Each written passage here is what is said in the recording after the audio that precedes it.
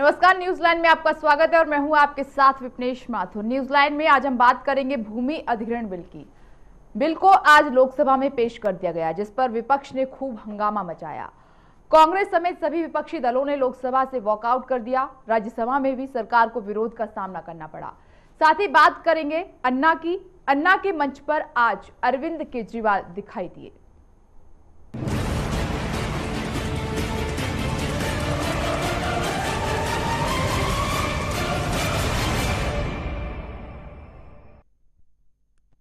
भूमि अधिग्रहण बिल के विरोध कर अन्ना हजारे के आंदोलन का आज आखिरी दिन था।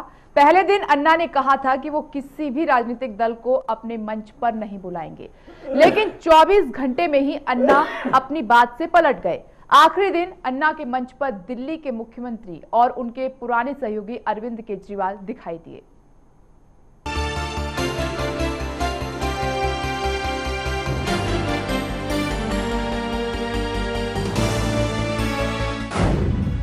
भूमि अधिग्रहण बिल के विरोध में अन्ना।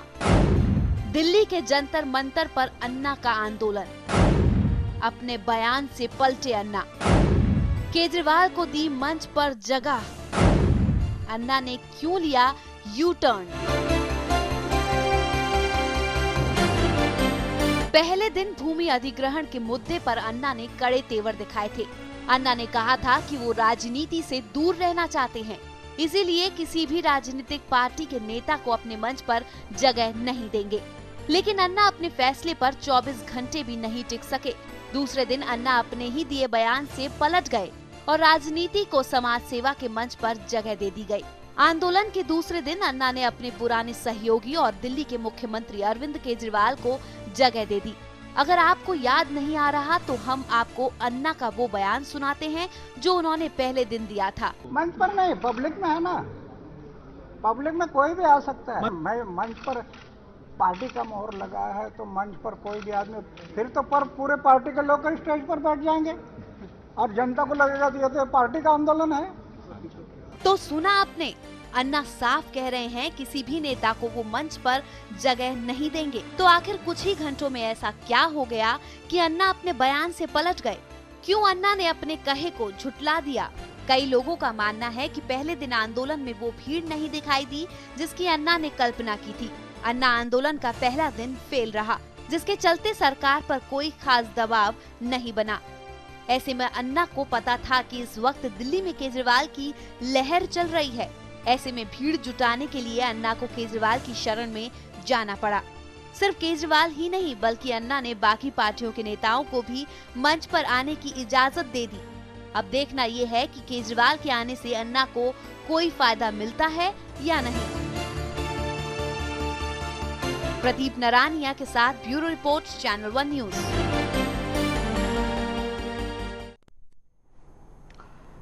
तो भूमि अधिग्रहण बिल को लेकर जिस तरीके से अन्ना ने अपना आंदोलन शुरू किया जंतर मंतर पर, लग रहा था कि कोई राजनीतिक नेता वहां तक नहीं पहुंचेगा, जिस तरीके से अन्ना ने साफ भी किया। लेकिन आखिरी वक्त में ऐसा क्या हुआ कि अन्ना को अरविंद केजरीवाल को बुलाना पड़ा और उनके साथ मंच साझा करना पड़ा। इसी पर चर्चा करने के लिए हमारे साथ स्टूडियो में खास मेहमान मौजूद हैं। हमारे पास आम आदमी पार्टी के नेता डॉक्टर मोहम्मद हसन साहब मौजूद हैं, कांग्रेस के नेता अमित मिश्रा जी मौजूद हैं, वरिष्ठ पत्रकार प्रोफेसर लल्लन प्रसाद जी हमारे साथ मौजूद हैं और साथ ही हमारे राजनीतिक संपादक मनोज वर्मा हमारे साथ मौजूद हैं।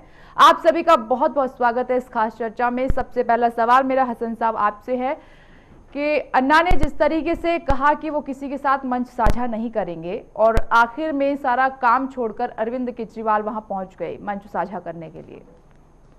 इस पे एक दिन पहले अन्ना हजारे से महाराष्ट्र भवन में अरविंद केजरीवाल मिलने गए और वहां जाकर के अपना पक्ष उन्होंने रख दिया कि जिस लैंड एक्विजिशन पे जो ये धरना दे रहे हैं उसमें उनका समर्थन है और उसी समर्थन को जताने के लिए वो एक दर्शक दीर्घा में गए थे और दर्शक दीर्घा में एक सीएम चीफ मिनिस्टर गया तो वहाँ पे आपने क्लिप देखा होगा कि कुछ लोगों ने उन्हें नीचे से उठा करके एक इज्जत देते हुए कि मंच पे आ जाइए, आप सीएम हैं दिल्ली के। इससे ज्यादा कोई बड़ी बात नहीं है इसमें, कोई मंच साझा। खैर ये दांव पेच तो अरविंद केजरीवाल बखूबी जानते हैं कि कैसे क्या करना है, किस मौके को कैसे भुनाना है। लेकिन सवाल ये भी है कि ये भी कहा जा रहा था कि अन्ना और अरविंद केजरीवाल के बीच में जो गैप आ गया था, ये शायद इससे अच्छा मौका और नहीं मिल सकता था केजरीवाल को गैप को भरने के लिए। नहीं, गैप को भरने की बात नहीं है। अरविंद केजरीवाल शिष्य हैं और उनके जो गुरु हैं उनके साथ काफ़ी समय बिताया है अन्ना हज़ारे जी के साथ।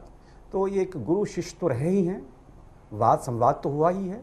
किसी मुद्दे पे थोड़ी सी नाराज़गी चाहे अलग हुए होंगे, वो अलग बात है, मगर ये एक देशव्यापी मुद्दा है, एक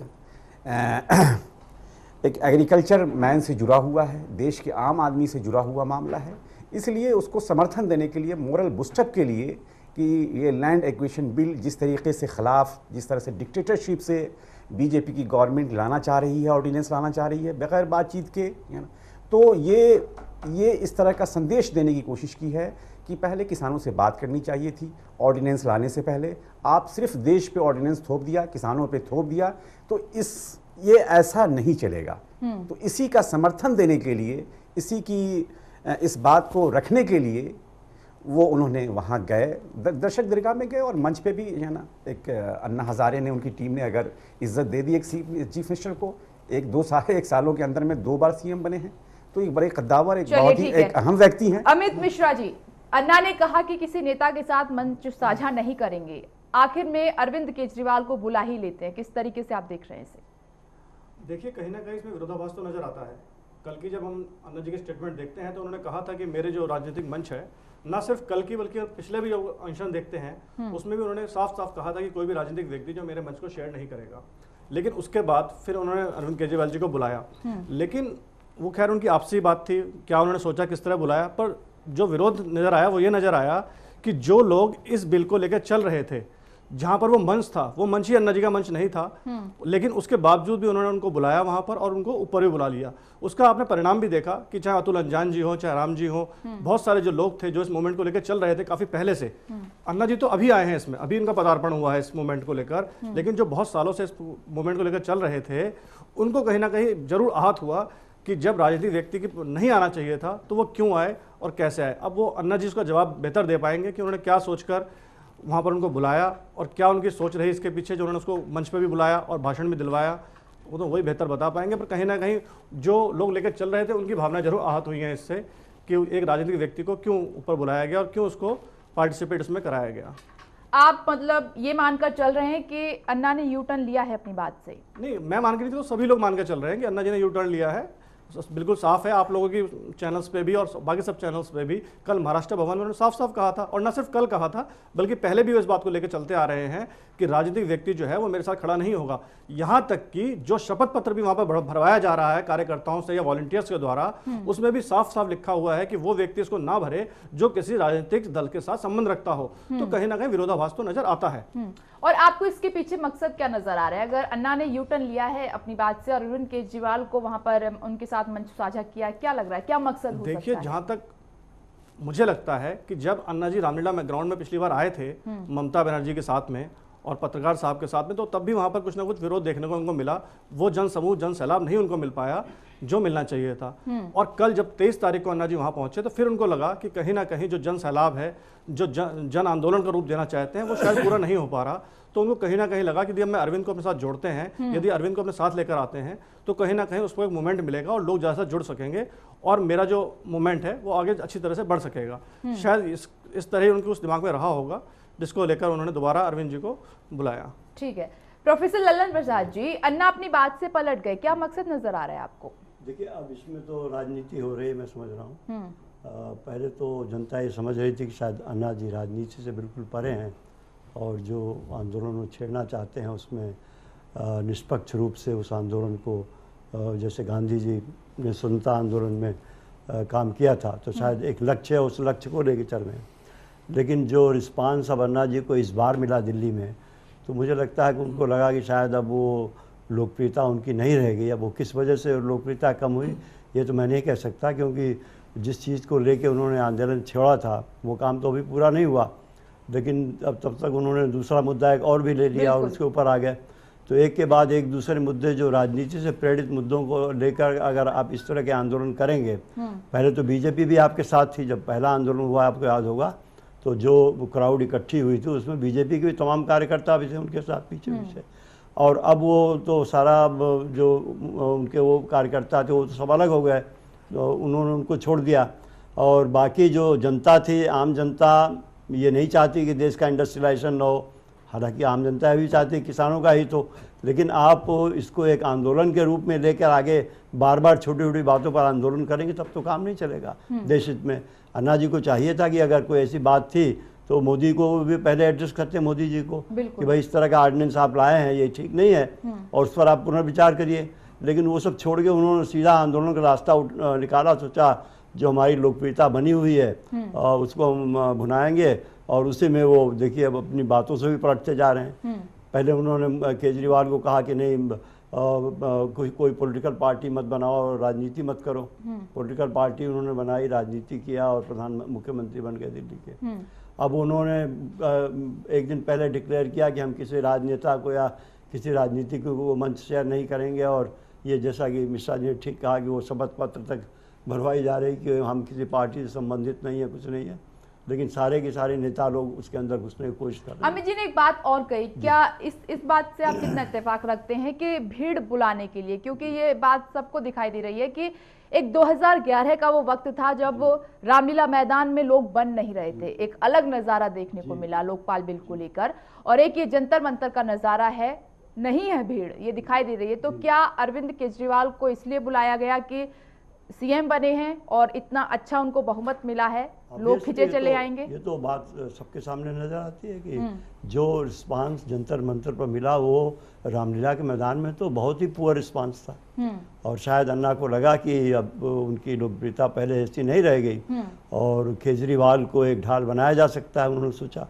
इसलिए वो केजरीवाल से बात भी कर लिया किया उन्होंने, केजरीवाल को इन्वाइट भी किया होगा, क्या किया उन्होंने तो हम नहीं कर सकते, लेकिन केजरीवाल का वहाँ पर जाना, फिर मंच पर बैठना और फिर बोलना, तो ये तो सारी चीज़ें ये बताती हैं कि परोक्ष रूप में उनका पूरा समर्थन था, तभी तो वहाँ पर पहुँचे। और राजनीति में दिलचस्पी उनकी बढ़ती जा रही है। वो तो एक तरह से राजनीति करने लगे हैं, ये दुखद बात है, क्योंकि अन्ना जी से देश को जो आकांक्षा थी वो आकांक्षा नहीं पूरी कर रहे हैं, वो दूसरे रास्ते पर जा रहे हैं। जी ठीक है मनोज जी, वक्त रहते हुए समय के साथ जिस तरीके से अन्ना बदल रहे हैं, उनकी भूमिका को किस तरीके से आप देख रहे हैं? पहली बात तो मैं ये बताऊं आपको, ये जो भूमि का आंदोलन है जिसको थोड़ा सा भूमि अधिग्रहण से जोड़ दिया गया है, ये कोई अन्ना जी अगुवाई इसकी नहीं कर रहे हैं। ये पिछले 2008 से पहले से तो मुझे याद है राजगोपाल जी अगुवाई इसकी कर रहे हैं, और वो देश भर में किसानों को और बेचारे जो ऐसे लोग हैं जिनके पास भूमि नहीं है या जिनकी भूमि ले ली गई और वो भूमि से वंचित हो गए, उन लोगों के लिए गैर राजनीतिक लड़ाई राजगोपाल जी कई वर्षों से लड़ रहे हैं। और मुझे लगता है कि इस लड़ाई को एक प्रकार से नेतृत्व देने के लिए अन्ना हजारे कूद पड़े हैं। अब सवाल आता है कि अन्ना हजारे ने यह मौका क्यों चुना। आप देखिए विधानसभा, दिल्ली के विधानसभा चुनाव से पहले अगर बात की जाए तो हफ्ते 10 दिन पहले उनका बयान क्या आता है, मोदी सरकार भ्रष्टाचार से लड़ने में विफल रही। ये क्या राजनीतिक बयान नहीं था क्या? तो मुझे तो लगता है कि अन्ना हजारे और उनके जो शिष्य हैं वो मौका देख के प्रत्यक्ष अप्रत्यक्ष रूप से राजनीति का गेम भी खेलते हैं, और वो उनका स्टाइल होगा अपना। अब बात करें शिष्य की, एक शिष्य तो मंच पे आ गए तो दूसरे शिष्य को छोड़ दिया, भाई सारे शिष्यों को बुला लेते आज। और जहां तक बात रही भीड़ की, तो ये बेचारे, वहां पर मैं गया था, दीनहीन गरीब लोग हैं, जो वंचित लोग हैं, जो वहां से आए हुए लोग हैं, और ये हर साल आते हैं, हर दूसरे तीसरे साल आते हैं, राजगोपाल जी के नेतृत्व में आते हैं। लेकिन हाँ, जिस तरह से अरविंद केजरीवाल को ले जाके मंच पर बैठाला गया, निश्चित रूप से इसका राजनीतिकरण होगा, और अन्ना हजारे जी पे भी उंगली उठेंगी कि भाई ये राजनीति करते हैं या ईमानदारी से मुद्दे उठाते हैं। क्योंकि आप पहले मना कर रहे थे, अन्ना हजारे से उम्मीद की जाती कि वो ईमानदार नेता हैं, गांधीवादी नेता हैं, वो जो बोलेंगे सही बोलेंगे, लेकिन आप एक दिन पहले कहते किसी राजनीतिक दल को बैठने नहीं दूंगा, दूसरे दिन आप बुला लेते हैं। राहुल गांधी भी वहां जाना चाहते थे, लेकिन मना कर दिया, हम राहुल गांधी को नहीं आने देंगे। तो अन्ना हजारे मुद्दा भी चुनेंगे, अन्ना हजारे नेता भी तय करेंगे कौन मेरे मंच पर आएगा कौन नहीं आएगा। तो सबको सर्टिफिकेट अन्ना हजारे थोड़ी देंगे। इसलिए सवाल आज उठ रहे हैं अन्ना हजारे पे कि ये राजनीति कर रहे हैं या ईमानदारी से आंदोलन कर रहे हैं। तो ये जो प्यार है वो शिष्य के प्रति है या फिर इसका मकसद कुछ और है? देखिए, एक बात तो सच है कि अरविंद केजरीवाल जी जो उनके शिष्य हैं, जो पिछले आंदोलन में भ्रष्टाचार विरोधी आंदोलन में देश से भी भ्रष्टाचार नहीं मिटा है, लेकिन दूसरे मुद्दे को लेकर अब वो खड़े हो गए हैं, दिल्ली में सफल रहे। तो जाहिर तौर पे अन्ना हजारे को भी लग रहा होगा संदेश देना कि देखिए मेरा शिष्य ने, मेरे आंदोलन का असर क्या हुआ कि दिल्ली में आज आम आदमी पार्टी की सरकार बन गई। अब मकसद भ्रष्टाचार मिटाना था या सरकार बनाना था, यह समय बताएगा। अगर दिल्ली से भ्रष्टाचार समाप्त हो गया कि दैनिक चीजों से जो लोग जूझते हैं उनकी जिंदगी से भ्रष्टाचार निकल गया, तो निश्चित रूप से अन्ना हजारे अरविंद केजरीवाल की वाहवाही होगी। लेकिन अगर नहीं निकला तब क्या होगा? तब अन्ना हजारे अरविंद केजरीवाल के खिलाफ धरना देंगे। सवाल ये है। हसन साहब, आप कुछ करने की कोशिश कर रहे हैं? जी जी जी जी एक अच्छी मंशा के लिए, एक अच्छे काम के लिए हमेशा अन्ना हजारे जी इस देश के लिए समर्पित रहे हैं। और जैसा कि हमारे वरिष्ठ पत्रकार ने भी कहा कि 30-35 सालों की ज़िंदगी में उन्होंने किसानों के लिए, गरीबों के लिए, हर कॉजेज़ के लिए वो लड़ते रहे हैं। अगर आज भी किसान के लिए वो आए हैं और अच्छे कॉजेज़ के लिए आए हैं तो उनका समर्थन है, देशवासी समर्थन कर रहा है, देश समर्थन कर रहा है। जहाँ तक तीसरी बात ये है कि इन्होंने कहा कि भीड़ नहीं आई, वो आंदोलन नहीं आया, तो ये एक यूनियन टेरिटरी है दिल्ली। यहाँ किसान चाहे इस तरह का जमाव यहाँ पे नेबर्स में नहीं है, मगर दूसरे नेबर्स में, हरियाणा से, यूपी से, बहुत सारे जगहों से अभी समापन के पहले भी लोग रास्ते में ही थे, किसान यहाँ आए और काफ़ी अच्छा आंदोलन, ये काफ़ी अच्छा आंदोलन रहा। और अच्छे काम के लिए अगर अरविंद केजरीवाल आम आदमी पार्टी के वहाँ गए तो इसमें कोई किसी तरह की राजनीति की बात नहीं है। ये किसानों का मामला है। जिस तरीके से सेंट्रल जो है एक ऑर्डिनेंस ला करके बग़ैर बात किए हुए किसानों से, कोई अपने विपक्षी लोगों से बग़ैर बात किए हुए कोई किसी चीज़ को वो फोर्सफुल करना चाहती है, जिसमें आम आदमी का नुकसान होगा, किसानों का नुकसान होगा, अगर उसके समर्थन के लिए आम आदमी पार्टी के इसमें दो बातें हैं। अन्ना तो अपना हित साध रहे हैं, अरविंद केजरीवाल अपना हित साध रहे हैं। इसको मैं हेल्दी राजनीति मानता हूं। जो आप बात कह रहे हैं इससे इत्तेफाक रखते हैं, लेकिन दो बातें हैं इसमें, दो पॉइंट हैं कि अन्ना अपना हित लेकर चल रहे हैं, अरविंद केजरीवाल अपना हित लेकर चल रहे हैं। और इस बात पे भी कोई दो राय नहीं है कि गुरु और चेला हैं दोनों। और ये तो सत्य है, यूनिवर्सल ट्रुथ है कि ये गुरु अन्ना हजारे जी गुरु हैं, इनके शिष्य हैं। और इन्होंने, मगर दूसरी बात ये देखिए कि किस मुद्दे के लिए आए हैं अन्ना हजारे। मुद्दा तो एक तब भी लेकर चले थे, मुद्दा तो अच्छा कॉज है। हम ये नहीं कह रहे केजरीवाल जी क्यों गए। अरे भाई, मुलायम सिंह भी विरोध कर रहे हैं, कांग्रेस पार्टी भी विरोध कर रही है, ममता जी भी विरोध कर रही है, दूसरे दल को भी आने देते। किसी सिर्फ ये अन्ना जी तय कैसे कर सकते हैं कि केजरीवाल की पार्टी को आने दूंगा मैं, दूसरी पार्टी को नहीं आने दूंगा। पार्टी नहीं आई है, एक जो नेता जो है या ना, नेता वहां गया या ना शिष्य के पास दर्शक दीर्घा में गया, ना कि उनके सीधे डायरेक्ट मंच पे गया। लगाए थे वो, उनके समर्थक टोपी लगाए थे, मैं आम आदमी हूं। कोई दर्शक या ना कोई पार्टी का चुनाव चल रही है, कोई पार्टी का कार्यकर्ता, चाहे उनके बड़े लीडर्स है ना, मनीष सिसोदिया और दूसरे बड़े लीडर्स, उनके साथ कोई नहीं गए। वो एक अच्छे कॉजेज के लिए, एक गुड रिस्पांस के लिए, मोरल बूस्टअप के लिए, अन्ना हजारे के लिए और देश के लिए। अच्छे कॉज में अगर मुलायम सिंह भी आ जाते तो क्या दिक्कत थी? इसके पहले भी हुई थी बात, या ना अन्ना हजारे जी जंतर मंतर पर बैठे, रामलीला ग्राउंड में बैठे, भ्रष्टाचार मिटाने के लिए बीजेपी भी आई, कांग्रेस भी आई, सब पार्टी आई। राहुल गांधी को बुला लेते, अच्छा ही काम है तो वो भी तो आना चाहते थे। राहुल गांधी जी आना नहीं चाहते थे, राहुल गांधी जी कहीं और जाना चाहते थे। अभी इतना पार्लियामेंट शुरू हुआ है, इतने बड़ी इस बात का जजमेंट आप कैसे कर सकते हैं? इस बात का जजमेंट आप कैसे कर सकते हैं? नहीं, उनके पार्टी की तरफ से या ना जो मीडिया में, जो न्यूज में जो खबरें आ रही हैं कि एक तो पार्लियामेंट, इसके पहले जो इस सेशन के पहले जो पार्लियामेंट सेशन चली है उसमें इनका राहुल गांधी जी का एक अच्छा पार्टिसिपेशन नहीं रहा। किसी मुद्दे पे वो जनता के बीच, जनता को जवाब नहीं दे पाए पार्लियामेंट में। और हमेशा जहां जहां पे जवाब देना था, जहां जहां पे ठीक है, मुझे ब्रेक पर जा रहा है। अमित जी यहाँ पे सवाल खड़े कर रहे हैं हसन साहब। मैं आ रही हूँ प्रोफेसर ललन प्रसाद जी आपके पास, उससे चाहूंगी अमित जी आप जवाब दें इस पर। नहीं, डॉक्टर साहब राहुल गांधी की भूमिका पर सवाल खड़े करते हैं। डॉक्टर साहब की बात से सहमत नहीं हूँ। अगर इस बिल की बात करते हैं खास तौर पर, तो शायद डॉक्टर साहब भी जानते होंगे और यहाँ पर उपस्थित और सभी लोग जानते हैं कि इस जो बिल लाया गया था, ये किसानों के हित के लिए जो अधिग्रहण की बात चली थी, उसमें सबसे ज़्यादा इनपुट था वो राहुल गांधी जी का ही था। उसकी बदौलत ये बिल बना था। और आज जब इसका चेंज करा जा रहा है 2015 में, तो उसका भी उन्होंने विरोध किया और उनकी मंशा थी यहाँ पर आने की, लेकिन ऐसा जो आयोजक थे उनकी तरफ से ऐसी सहमति नहीं मिली। इस वजह से शायद उनका आना कैंसिल हुआ। और यदि वो डॉक्टर साहब बोले कि वो शायद इस समय अवेलेबल नहीं है, तो यदि वो अवेलेबल नहीं भी है तो हमारे सवाल ये है कि जब राहुल गांधी ने अपनी इच्छा जताई तो अन्ना ने मना कर दिया। ये सौभाग्य अरविंद केजरीवाल को प्राप्त हो गया, उनको नहीं हुआ, इनको हो गया। कहीं ना कहीं सीधी उनके स्ट्रेट फॉरवर्ड बातें हैं। एक राहुल गांधी जी का बॉडी लैंग्वेज, प्रेजेंस पार्लियामेंट में और किसी इंपॉर्टेंट मुद्दे पे, यानी अगर उनका सही ढंग से प्रस्तुत कर पाते देश के सामने, नौजवानों के सामने, तो आज ये कांग्रेस की दुर्दशा नहीं होती। इस दौर से आप भी गुजर चुके हैं हसन साहब, अपना पिछला वक्त आप भी याद करके चलिएगा। नहीं, हमारा वक्त तो हम आम आदमी पार्टी, या ना ये पार्टी शुरू हुई, या ना हमने काफ़ी अच्छा परफॉर्मेंस पहले इलेक्शन में भी दिया, पहली बार भी सीएम बने, दूसरी बार भी जनता के प्यार से जो प्यार दिया उससे दूसरी बार भी हमने। ठीक है, प्रोफेसर ललन प्रसाद हमारे नेता सीएम बने। ये वही सवाल कि अगर आपने अरविंद केजरीवाल को वहां पर आने दिया, साझा किया मंच, तो और भी तो नेता थे कगार में, वो भी तो विरोध कर रहे हैं, उनको भी आप निमंत्रण देते। फिर हिंदी में एक कहावत है, गुरु गुड़ और शिष्य चीनी, तो वो वाली बात हो गई। शिष्य ने गुरु को पछाड़ दिया इस बैटल में, और शिष्य तो आगे मंच पर बैठ गया, और गुरु सबसे प्रॉमिस करते रहे पूरे देश से कि मैं इसको राजनीतिक मंच नहीं बनाना चाहता।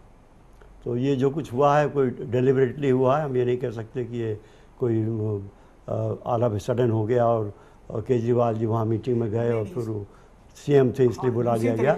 खाली सीएम को बुलाने वाली क्या बात है, जैसा कि भाई साहब ने बताया अभी कि वो बात भी ठीक है कि आप मुलायम सिंह को बुला सकते थे, आप और विरोधी पार्टियों के नेता को बुला सकते थे। अगर यही मंशा थी कि जो लोग भी लैंड एक्विजिशन बिल के खिलाफ हैं उन सबको एक साथ लेके चलना है, तो आप सबको बुलाइए, उसमें राहुल गांधी को भी आप बुलाइए, उसमें क्या फर्क है।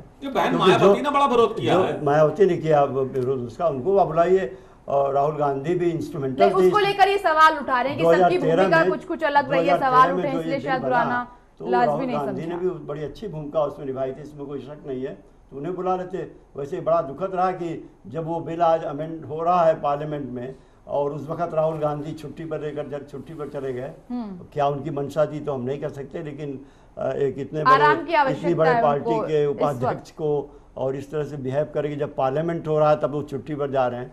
खैर ये और प्रोफेसर ललन प्रसाद, दो बातें हैं कि आपका एक काम पूरा नहीं हुआ जी, आपने दूसरे खिलाफ मोर्चा खोल दिया। जन लोकपाल बिल तो शायद ये भूल ही गए हैं। बिल्कुल, तो वो अब जो केजरीवाल ने जिस तरह से यू टर्न किया है, ये मैं समझता हूँ कि उनकी अपनी इमेज के लिए ठीक नहीं है, क्योंकि जनता के अंदर अब ये भावना हो रही है, जैसे आपने ठीक कहा कि अब कल तक तो आप लोकपाल की बात कर रहे थे, काले धन की बात कर रहे थे, अब आप एक दूसरे मुद्दे पर आ गए, कल एक और मुद्दा आ जाएगा, आप उस पर आ जाएंगे। तो आप कोई कंसिस्टेंसी दिखाइए कि नहीं आप वाकई किन चीज़ों पर बहुत सीरियस हैं, उनको आगे ले जाना चाहते हैं। अब आप अपने उस शिष्य को भी ऊपर उठा के बैठा दी जिसके खिलाफ आप खुद ही कहते रहे कि राजनीति में नहीं आनी चाहिए और पॉलिटिकल पार्टीज में नहीं जाना चाहिए, और मेरा ये अपोलिटिकल है सारा कुछ। और दिलचस्प बात ये भी है कि अरविंद केजरीवाल तब नारा करते रहे कि राजनीति में नहीं आऊंगा, अलग पार्टी नहीं बनाऊंगा, सब कुछ वही हो गया। अब अन्ना भी अपनी बातों से वो कर रहे हैं, यू टर्न लगातार लेते जा रहे हैं, आखिर ये हो क्या रहा है? शिष्य उनके हैं, तो अब जब केजरीवाल यू टर्न लेते जा रहे हैं तो अब अन्ना, चलिए ठीक है, अन्ना के ही तो शिष्य वो हैं, अब अन्ना भी उसी परंपरा को आगे बढ़ाया जा रहा है। ठीक है, ब्रेक का वक्त हो गया है, ब्रेक का वक्त हो गया है। एक और सेगमेंट हमारे पास है, उस पर चर्चा करेंगे ब्रेक के बाद।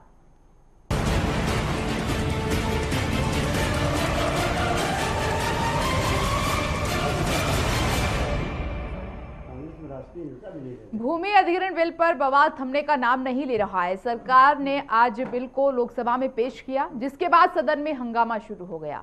बिल के विरोध में कांग्रेस समेत सभी विपक्षी दलों ने लोकसभा में वॉकआउट कर दिया। वहां से राज्यसभा में कुछ ऐसा ही नजारा देखने को मिला। वहीं हर तरफ विरोध और हंगामे के बावजूद सरकार बिल पर पीछे हटने को बिल्कुल तैयार नहीं है।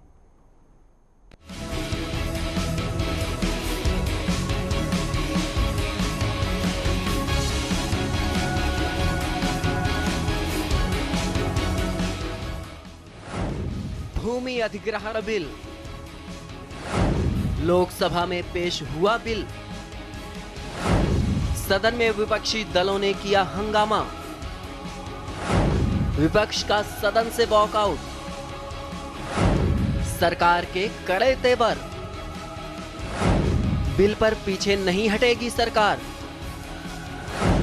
भूमि अधिग्रहण पर लगा ग्रहण। भूमि अधिग्रहण बिल को लोकसभा में पेश कर दिया गया। बिल पेश होते ही विपक्ष ने इस पर हंगामा खड़ा कर दिया। लोकसभा जैसा नजारा ही राज्यसभा में भी देखने को मिला। यहाँ पर भी विपक्ष ने सरकार के खिलाफ जमकर हमला बोला। बिल के विरोध में कांग्रेस के साथ आम आदमी पार्टी, आरजेडी, जेडीयू, बीजेडी और टीएमसी ने भी सदन से वॉकआउट किया। सरकार के लिए परेशानी की बात यह है कि उनकी सहयोगी पार्टियां भी बिल का विरोध कर रही हैं। शिवसेना ने भी विपक्ष के सुर में सुर मिलाते हुए बिल का विरोध किया। शिवसेना का कहना है कि सरकार को किसानों के हित में सोचना चाहिए। वहीं एनडीए में शामिल शेतकारी संगठन के सांसद राजू शेट्टी ने भी बिल का विरोध किया है। एकजुट हुआ विपक्ष। जैसे ही बिल लोकसभा में पेश किया गया, वैसे ही पूरा विपक्ष एक साथ खड़ा हो गया और सभी ने एक सुर में बिल का विरोध किया। बिल का विरोध करने में वो पार्टियां भी थीं जो एनडीए में शामिल हैं। विपक्ष का कहना है कि सरकार अध्यादेशों के जरिए ही चल रही है। साथ ही कहा कि केंद्र सरकार पूंजीपतियों को लाभ पहुंचाने के लिए किसानों को दबाने का काम कर रही है। हमने खाद्य सुरक्षा का लाया ऑर्डिनेंस, आपने उसका विरोध किया था। खाद्य सुरक्षा, आप किसान की जमीन को, उसका मुआवजा खत्म करना, किसान की जमीन ले जाना चाहते हैं, बिना राज्यों से बात करके बात करना चाहते हैं। आप पूंजीपतियों के लिए, प्राइवेट सेक्टर के लिए भूमि अधिग्रहण करना चाहते हैं। उसका सामाजिक प्रभाव क्या, दुष्प्रभाव क्या होगा, उसको आपने हटा दिया है। कौन सी ऐसी आपात स्थिति थी? हर 27 दिन के अंदर आपकी सरकार एक ऑर्डिनेंस लाती है। हर 27 दिन में एक ऑर्डिनेंस आप उसमें से बता दें जो देश की जनता, देश के किसान के, देश के गरीब के हित का है। आपका हर ऑर्डिनेंस जन विरोधी है। उन शर्तों को इस सरकार में तो उल्टा कर दिया गया, बिल्कुल उसको बदल दिया गया है। तो ये किसानों के हित में नहीं है, बल्कि जब जो अभी अध्यादेश लाया गया है, तो उस अध्यादेश में भूमि अधिग्रहण बिल में जो अमेंडमेंट किया गया है, इसको लेकर जो अध्यादेश लाया गया है, तो उससे उस अध्यादेश का अध्ययन करने के बाद हमारी पार्टी इस नतीजे पर पहुंची है कि ये पूरा अध्यादेश किसानों के हित में नहीं है, बल्कि देश के कुछ मुट्ठी भर बड़े बड़े उद्योगपति और धन्ना सेठों के हित में है। जो जमीन लोगों को जन्म जन्मांतर तक रोजी रोटी देती है, उसको आप अधिग्रहित कर लेंगे और उसके क्या परिणाम होंगे लोगों के ऊपर, उस पर कोई विचार नहीं किया जाएगा, उसको कंसीडर नहीं किया जाएगा। ये सही है कि तमाम योजनाओं के लिए ज़मीन की ज़रूरत होती है और तमाम दिक्कतें, व्यावहारिक दिक्कतें आती हैं, वो बात करके, उस पर भी बात करके रास्ता निकाला जा सकता था, लेकिन आपने उसको बाईपास किया। ये पक्की तरह हमको मालूम है कि इस देश में ये जो लैंड एक्विजिशन का बिल है, सर मेरी विनती ये है कि नेता सदन ने जो बात कही है, ये हम समझते हैं, बहुत ऑर्डिनेंस आए, लेकिन इस देश में जो सबसे बड़ा उद्योग है वो एग्रीकल्चर है, और उसके बारे में इनने किसी से भी इन्हीं की पार्टी और हम लोगों ने एक कानून बनाया, 1 साल में वो जमीन पे भी नहीं आया, और इन्होंने पूरी तरह से बदल के ऐसा बदला कि अंग्रेजों का कानून के पीछे छूट गया। पीछे नहीं हटेगी सरकार। संसद से लेकर सड़क तक बिल का विरोध हो रहा है। राज्यों में किसान भी बिल का विरोध कर रहे हैं। इतना ही नहीं, सरकार को घर में भी विरोध झेलना पड़ रहा है। इसके बावजूद मोदी सरकार बिल पर कदम पीछे खींचने को तैयार नहीं है। प्रधानमंत्री नरेंद्र मोदी ने साफ कर दिया है कि भूमि अधिग्रहण अध्यादेश अपने आप में काफी बेहतरीन है और इसे वापस नहीं लिया जाएगा। कांग्रेस शासनकाल में आए देश के 80% अध्यादेश। कांग्रेस ने मोदी सरकार को अध्यादेश लाने वाली सरकार कहा है, जिसके जवाब में वित्त मंत्री अरुण जेटली ने कहा कि कांग्रेस की सरकार के दौरान सबसे ज्यादा संशोधन हुए। उन्होंने कहा कि देश के 80% अध्यादेश कांग्रेस के शासनकाल के दौरान आए। जिसको राष्ट्रपति जी की मंजूरी मिलती है, दोनों सदनों में पारित करना उसको आवश्यक होता है।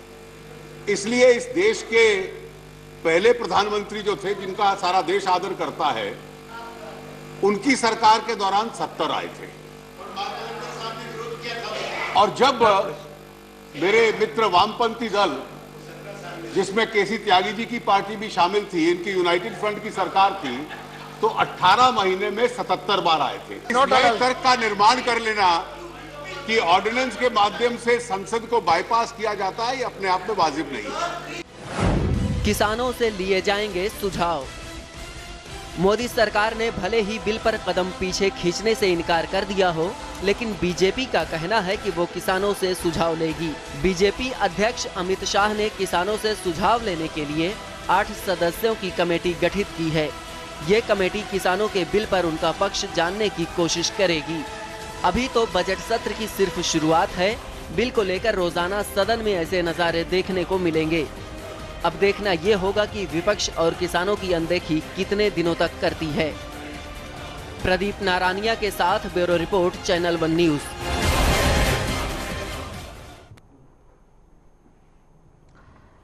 भूमि अधिग्रहण बिल को लेकर जिस तरीके से विरोध हो रहा है, उम्मीद ये की जा रही थी, संकेत भी ऐसे मिले कि सरकार बैक स्टेप लेगी, लेकिन ऐसा नजर नहीं आया। आज एक ऐसा बयान आ गया, उससे ये लग रहा है कि कहीं ना कहीं सरकार की और ज्यादा मुश्किलें बढ़ने वाली हैं, क्योंकि अन्ना ने इधर मोर्चा खोल दिया है और तमाम जो किसान हैं वो विरोध में है इस बिल के। आखिर क्या होगा और कैसे सरकार इससे बचेगी, ये एक अपने आप में अहम सवाल है। प्रोफेसर लल्लन प्रसाद जी, उम्मीद की जा रही थी और जिस तरीके से संकेत मिले कि सरकार कुछ सोचेगी, क्योंकि कहा गया कि हम किसान के हितों में ध्यान में रखकर इसमें संशोधन करेंगे, मगर आज के स्टेटमेंट ने तो पूरा सब कुछ पलट दिया। जी देखिए, बात यह है कि इसमें जो अमेंडमेंट बिल में, एक तो पहली बात है कि अमेंडमेंट बिल है, जो बिल 2013 में है, बिल तो वही रहेगा, इसमें कुछ उन्होंने नए प्रोविजन किए। जो सबसे विवादास्पद प्रोविजन इस बिल का है वो ये है कि जो उस बिल में ये प्रोविज़न था कि निजी भूमि के लिए, अगर निजी काम के लिए, निजी फैक्ट्रीज के लिए अगर ज़मीन ली जाएगी तो 80% किसानों की सहमति जरूरी होगी।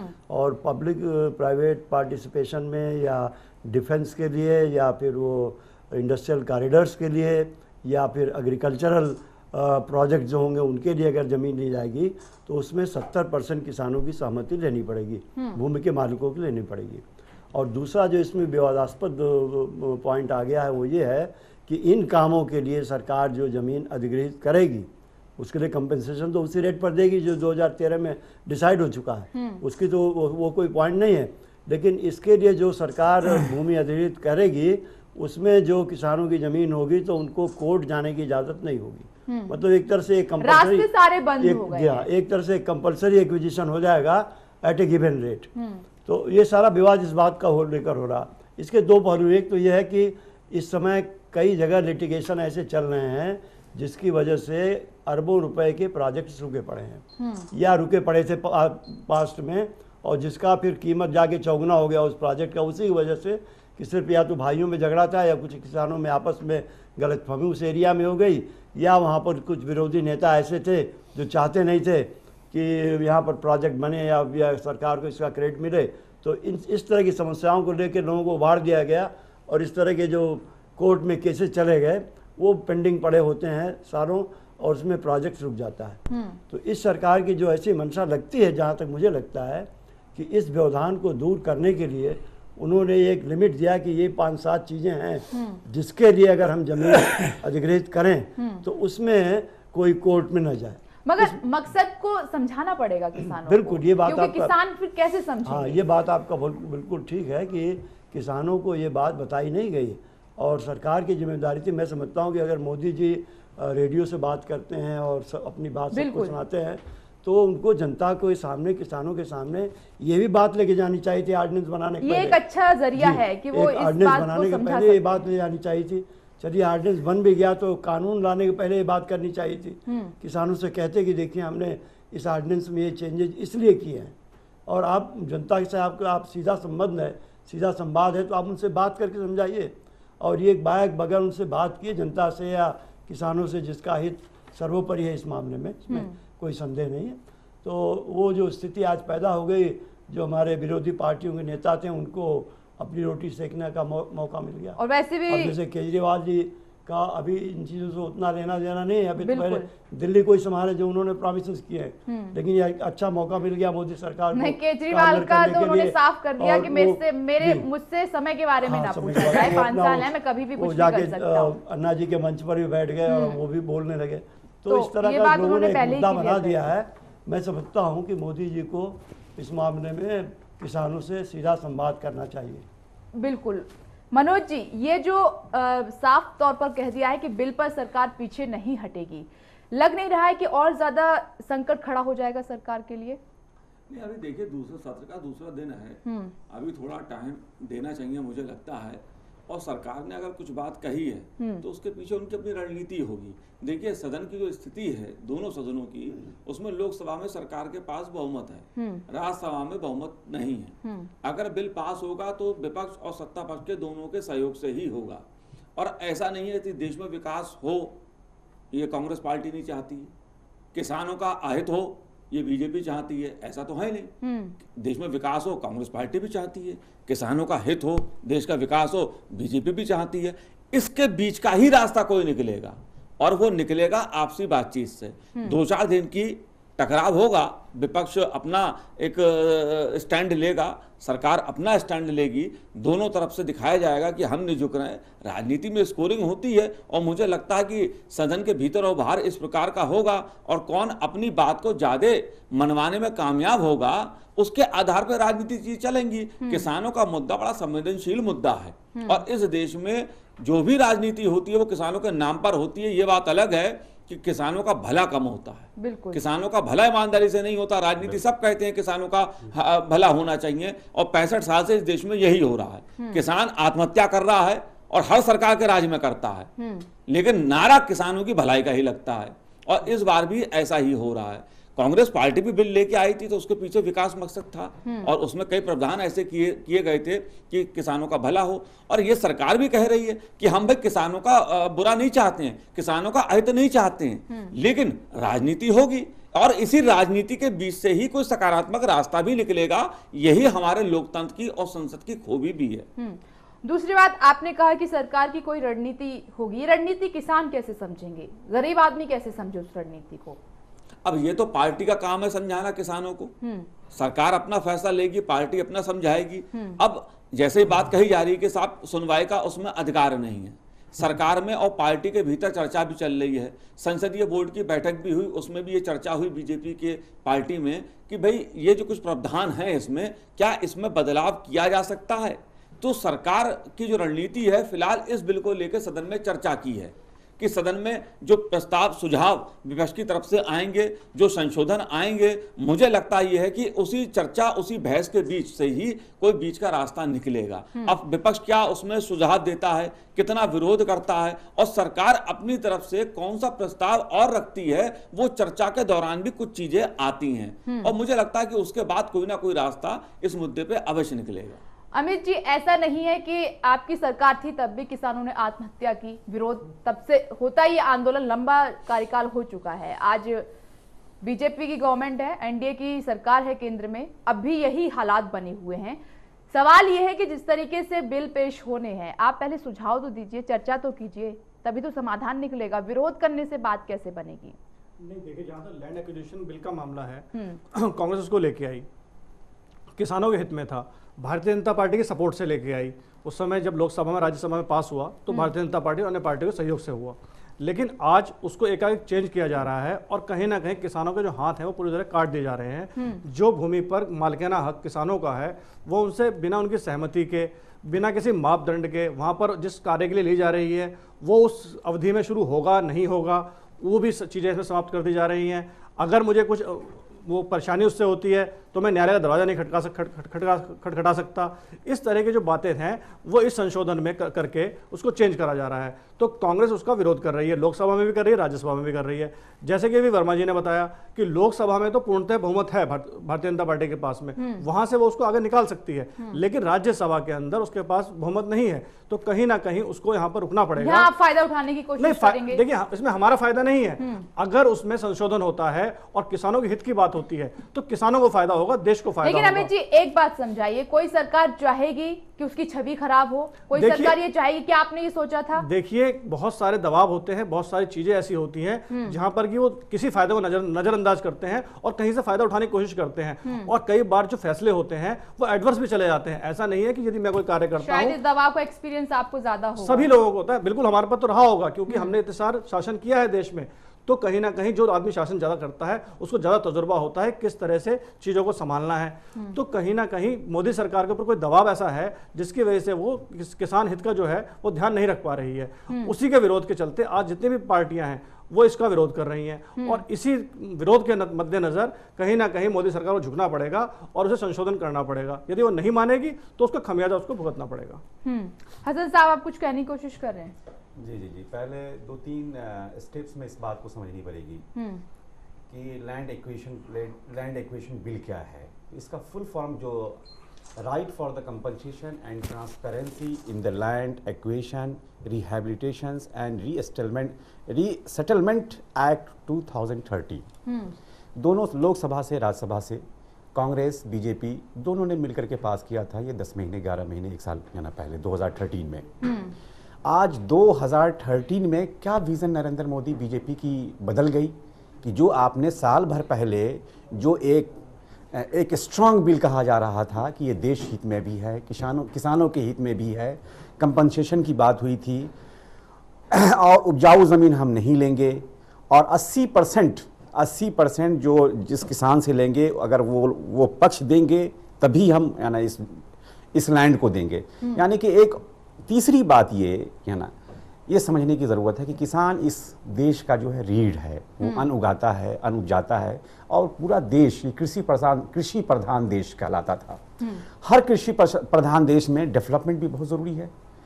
जो कर कारखाने भी आएंगे, इन्वेस्टमेंट भी आएगा, ये बात सही है। न देश के पास पैसे की कमी है, न देश के पास ज़मीन की कमी है, मगर जिस नीयत से, जिस नीति से एक वर्ग को दबाने की कोशिश की जा रही है और एक वर्ग को राजाशाही और उसको एक मजबूत करने की कोशिश की जा रही है, ये एक अमीरी और गरीबी का बहुत एक मजबूत खेल होता जा रहा है। लोग जो हैं वो बेसब्री से देख रहे हैं। हसन साहब ठीक है, इस पर आप अपनी प्रतिक्रिया दे रहे हैं, अच्छी बात है, लेकिन एक सवाल ये भी है कि दूसरों के बारे में बोलना आसान है। जो आप पर जिम्मेदारी है, क्या आप उसको संभाल पा रहे हैं? क्या आप उस दिशा में कदम बढ़ा रहे हैं? ये दिखाई दे रहा है आम आदमी पार्टी में, खासकर अरविंद केजरीवाल में, कि अपना काम छोड़कर दूसरों में ज्यादा दिलचस्पी लगी हुई है। तो जनता वो भी तो देख रही है। जिस दिन शपथ ग्रहण किया उस दिन उन्होंने अपने वाज़े तौर पे बातें कह दी कि हम जो हमें जनता ने जो विश्वास हमारे समझ से, हमारे विचार से जितना मिलना चाहिए उससे कहीं ज्यादा प्रेम दिया है। वही बातें हैं, अभी तक बातें ही नजर आ रही हैं। नहीं तो अभी हमारे इंतजार कर रही है खामोशी से जनता। खामोशी से इंतजार कर रही है, ज्यादा नहीं कर पाएगी। पेशेंस नहीं है युवाओं के पास। डिलीवरी तो देना। प्रोफेसर लल्लन प्रसाद जी, ये जिस तरीके से अमित जी ने बात उठाई कि दबाव है प्रधानमंत्री नरेंद्र मोदी पर, वो दबाव आपको नजर आ रहा है? क्या लगता है कि वाकई में दबाव है और उसी वजह से उनको ऐसी स्टेटमेंट देनी पड़ी और इस तरीके के संशोधन उनको करने पड़े? देखिए, एक बात तो पहले जो डॉक्टर हसन ने कहा कि नियत वाली बात है, मैं समझता हूँ कि मोदी जी की नियत पर शक करना ये आम आदमी की शायद पार्टी की आदत है कि सबकी नियत पर शक करते हैं। पहले अपने नियत को देखें, जैसे उन्होंने किया 49 दिन के बाद जो कुछ हुआ है। किसी की नियत पर इस तरह शक करना। एरोगेंसी की बात करेंगे तो केजरीवाल का नाम सबसे पहले आ जाएगा। जिस आदमी ने सारी दुनिया में आपके देश का इमेज, और मैं तो ये कहूँगा कि इंदिरा गांधी के बाद पहले प्रधानमंत्री हैं जिन्होंने वाकई देश को एक बड़ी सोच दी और सारी दुनिया के सामने उस सोच को रखा है, और मेक इन इंडिया जैसा प्रोजेक्ट दिया है जिसमें अरबों रुपए का प्रोजेक्ट भारत में आने को है। और उस स्थिति में भूमि की आवश्यकता तो होगी, और मोदी ने सब जगह प्रॉमिस भी किया है कि जो प्रोसीजर्स हैं उनको उसका सरलीकरण करेंगे। अब देखिए, जो ये सारी समस्या उठी है, ये जो लैंड को लेकर लिटिगेशन होते रहे हैं उसी को लेकर हुई है। मेरा ये सुझाव है कि लिटिगेशन को समाप्त करने के लिए या इसको कम करने के लिए इस एक्ट में प्रावधान हो सकता है। आप फास्ट ट्रैक कोर्ट बना दीजिए लैंड एक्विजिशन के लिए, और उसमें किसान को ये सहूलियत होगी अपनी व्यू पॉइंट सर, ये बात छोड़ दीजिए, और फास्ट इस तरह ट्रैक की कोर्ट ऑलरेडी बने हुए कई मामलों को लेकर नहीं, क्या लेकिन उनकी दिशा है, ये क्या तो हालात प्रोजेक्ट हैं की ये? ऐसी चीज़ है कि अगर सरकार इस पर सहमत हो या सरकार इस पर गंभीर हो तो ऐसी कोई बात नहीं कि ये मामले हल नहीं किए सकते। तो इसमें दोनों का भला होगा, किसान का भी भला होगा, वो अपनी बात कोर्ट के सामने रख सकेगा और सरकार भी अपना पॉइंट रख बात सकेगी। ये है कि किसान जाए ही क्यों कोर्ट, क्यों जाए कोर्ट? वोट दिया है विकास के लिए, क्या वोट इसलिए दिया कि कोर्ट के चक्कर काटे किसान या गरीब इंसान? विकास के लिए दिया है वोट, लेकिन अगर देश में विकास के लिए जमीन की आवश्यकता है तो जमीन कहाँ से आएगी? तो भूमि अधिग्रहण तो करना ही पड़ेगा आपको। हाँ, ये बात ठीक है कि जैसे जो खेती की अच्छी जमीन है या सिंचाई योग्य जो जमीन है, जहां तक हो सके अवॉइड करना चाहिए। और यही पॉइंट खल रहा है कि एक खिड़की तो आप खुली छोड़ते जहां से सांस किसान ले सकता था कि उसकी कृषि है, थोड़ा सा उसका भी हक है। आप वो देना चाहता है या नहीं देना चाहता है, ये सहमति तो उनकी होनी चाहिए। मैं इस पे एक बिंदु डालना, ठीक है, जल्दी से फिर मनोज जी एक बिंदु, एक मिनट बात पूरी कर लें। जो बात तो किसानों के हित की है और सारी पार्टियां करती हैं, करनी भी चाहिए। लेकिन बहुत सी पार्टियों ने खाली किसानों के वो ऊपर तो बात की, लेकिन उनके लिए जो किया 60 साल तक वो जो बात मोदी जी सामने रख रहे हैं, जो मेक इन इंडिया का प्रोजेक्ट है, अगर उसको हमें सक्सेसफुल करना है तो हमें किसानों को भी और इंडस्ट्रीज को दोनों को साथ लेके चलना पड़ेगा। और इसके लिए मैं ये समझता हूँ कि डायलॉग की बहुत बड़ी आवश्यकता है। किसानों से सीधा मोदी जी को संवाद करना चाहिए, उनके नेताओं से उनसे बात करनी चाहिए। और इसकी कमी आपको दिखाई दे रही है? या ये तो हुआ है, इसकी कमी तो मैंने पहले भी कहा कि जब ये ऑर्डिनेंस आया उसके पहले ही बात होनी चाहिए। चलिए, अब अगर ऑर्डिनेंस लाया गया उसके बाद बिल आया, इसके पहले भी कोई बात नहीं हुई, तो ये सरकार की थोड़ी गलती है इस मामले में कि उन्होंने किसानों को अपने, ये सरकार को समझना चाहिए। किसानों का बहुत बड़ा हित इसमें है और अगर उनको हम कन्विंस नहीं कर सके, एक सही काज के लिए आप कन्विंस नहीं कर पा रहे हैं। जी बिल्कुल। हसन साहब जल्दी से अपनी बात कीजिए। इसमें सबसे पहली बात यही कहना चाहेंगे कि किसान का लैंड एक्विजिशन किसान से, गरीबों से, एक आम आदमी से क्यों भाई? इसके यहाँ के इस देश में करोड़पति हैं, अरबपति हैं, किसी के पास 300 बीघे, किसी के पास 400 बीघे। दिल्ली शहर में रहता हूँ, दिल्ली में, महरौली में और बहुत सारी जगहों पे एक फार्म हाउस 10-10 एकड़ 20-20 एकड़ की है। तो इन लोगों की क्वेश्चन है ना, खाली फार्मर्स की जमीन होगी एक्ट में तो ऐसा नहीं, हमेशा जब कानून बनता है और कानून का दुरुपयोग जो होता है वो गरीबों के लिए होता है और किसानों के लिए होता है। कभी भी कोई बड़ा आदमी, इस देश का ताकतवर आदमी, उस पे कानून जो लागू होता है वो सबके लिए है। नहीं, सबके लिए मानते हैं, सरकार लागू करने वाली है, उसके ऊपर डिपेंड करेगा। जो नजर आता है, सरकार है वो किस तरह नहीं, जो नजर आता है कि अभी देख लीजिए, राजस्थान देख लीजिए, हरियाणा देख लीजिए, पंजाब देख लीजिए, जो अधिग्रहण हुए हैं वो किसानों के हुए हैं। कोई बादल के अधिग्रहण नहीं हुए हैं, बादल के रिश्तेदारों के अधिग्रहण नहीं हुए हैं, उसी तरह से चौटाला के अधिग्रहण नहीं हुए हैं। हरियाणा में जो एक्स चीफ मिनिस्टर्स हैं उनके बहुत सारी ज़मीन है उनके रिश्तेदारों के पास। यहाँ तक के जो ज़मीन अधिग्रहण जो ये राहुल गांधी के जो ब्रदर इन लॉ हैं उनकी ज़मीन भी हरियाणा में है, उनकी कहाँ कुछ हो रहा है। सिर्फ बात इस देश में दो बातें इस विषय में बहुत साफ आई है कि इस ऑर्डिनेंस को जो लाया है, पहली गलती इन्होंने किया कि किसान की ज़मीन है, किसान रीढ़ है, किसान इस देश का वासी है, वोट देता है, उससे कोई बात नहीं। आप अपने इलेक्शंस के लिए अपने आप को प्रधानमंत्री कहते हैं कि मैं चाय वाला का बेटा हूं, मैं प्रधानमंत्री। ये सवाल आपसे पूछेंगे कुछ दिनों बाद, उठेगा जरूर ये सवाल, इस पर भी चर्चा करेंगे। मनोज जी, सवाल यहाँ पर किसानों को और गरीबों को फायदा उठाने की बात चल रही है। जी, सवाल यहाँ पर किसानों और गरीबों को लेकर है कि आपने जिस तरीके से कहा कि नारा उनके नाम से लगता है, जीत भी मिलती है और बहुत बड़ी संख्या में वोट भी मिलते हैं और आखिरकार उन्हीं को ही ये दुख दिया जाता है, क्यों? कोई दुखों की बात ऐसी नहीं है। देश में विकास होना तो जमीन तो चाहिए होगी ना। अब जमीन कैसे अधिग्रहण करनी है वो महत्वपूर्ण है। अब क्या दिल्ली में जो केजरीवाल जी ने वायदा करा कि 20 स्कूल खोलेंगे, कॉलेज खोलेंगे, दर्जन भर, जमीन कहाँ से लाएंगे? किसानों को जमीन लेंगे, अधिग्रहण करेंगे, तो विकास के लिए जमीन तो चाहिए ना। देखिए, बात सवाल नियत का है।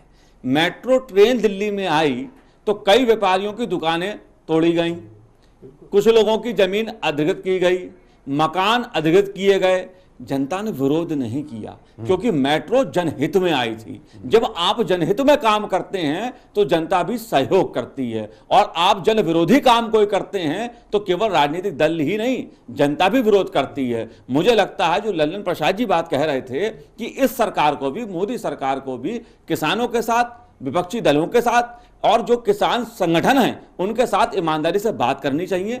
और कोई किसान ये नहीं कहेगा देश में विकास नहीं होना चाहिए, लेकिन किसानों की जिंदगी की कीमत पर कोई सौदा नहीं होना चाहिए, किसानों की रोजी रोटी की कीमत पर कोई सौदा नहीं होना चाहिए। और ये जब कोई सरकार करती है तो भले उसकी नीयत कितनी साफ हो, विरोध होता है और इससे बचना चाहिए। अमित जी, आखिरी कमेंट आपका एक लाइन में वाइंड अप करना है कि वाकई में सरकार को सबसे पहले जाके बात करनी चाहिए, समझाना चाहिए किस पर्पस से जमीन ली जा रही है। प्रतिशत सहमत हूं मैं वर्मा जी की बात से कि अधिग्रहण करिए, लेकिन उसमें कंसर्न उन लोगों की तो लीजिए जो उसके मालिकाना हक इनके पास है। और आपने एक बात कोट करी थी कि कम से कम किसानों के लिए विंडो तो छोड़ दीजिए जहां से वो सांस ले सके। तो इन सब इसी बात पे खत्म करता हूं कि कम से कम एक स्पेस छोड़ दीजिए जहां से किसान सांस लेते हुए अपनी सहमति के द्वारा वो जमीन खुद दे और खुशी खुशी दे कि मुझे जो है उसका मुआवजा इस हिसाब से मिल गया जो मेरी जमीन की कीमत थी, और जो विकास कार्य होगा उसमें कहीं ना कहीं मेरी भी भागीदारी होगी और मेरी आने वाली जनरेशन जो है उसको भी फायदा होगा। अगर इस नीति से चलते हैं तो कोई विरोध नहीं होगा। चलिए देखते हैं कि इस बिल को लेकर अगला स्टेप सरकार का क्या होगा और विपक्ष किस तरीके से अपनी भूमिका अदा करता है इस बिल को लेकर। आप सभी का बहुत बहुत शुक्रिया इस खास चर्चा में शामिल होने के लिए, और इसी के साथ न्यूज़लैंड में फिलहाल इतना ही। आप देखते रहिए चैनल वन न्यूज़।